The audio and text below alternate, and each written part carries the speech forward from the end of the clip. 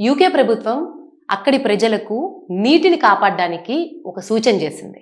ఆ సూచన ఏంటంటే, మీ ఈమెయిల్స్ గానీ, పాత ఫోటోలు గానీ ఏమైనా ఉంటే వెంటనే డిలీట్ చేయండి అని.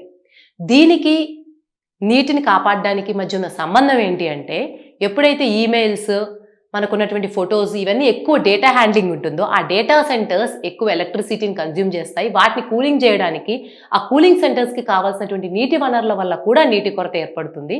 కాబట్టి దయచేసి పౌరులందరికీ కూడా యూకే ఈ విజ్ఞప్తి చేసింది. ఇప్పటికే యూకేలోని అనేక ప్రాంతాలని నీటి కరువు ప్రాంతాలుగా డిక్లేర్ చేశారు. సో, ఇప్పుడు మనం ఆంధ్రప్రదేశ్‌లో, తెలంగాణలో కూడా ఇటువంటి ప్రాబ్లమ్‌ని ఫేస్ చేస్తూ ఉన్నాం. సమ్మర్ అంటే ఒక 2 మంత్స్ అయినా సరే మనకు వాటర్ ప్రాబ్లమ్ ఉంటుంది. సో, మీలో ఎవరైనా సరే ఈ వీడియో చూస్తుంటే తప్పకుండా మీరు కూడా ఇదే ఫాలో అవ్వడానికి ట్రై చేయండి. మీ పాత ఈమెయిల్‌లో స్పామ్ ఫోల్డర్స్ గానీ, ఫైల్స్ గానీ, అలాగే పాత ఫోటోలు గానీ ఆల్రెడీ బ్యాకప్ ఉంటే తప్పకుండా డిలీట్ చేయండి. నీటి కొరతను అధిగమించడానికి మనం చేసేటువంటి పనుల్లో ఇది కూడా ఒకటి కావచ్చు. మీలో ఎవరైనా ఈ వీడియో చూస్తే తప్పకుండా ఈ పని చేసే ప్రయత్నం చేయండి.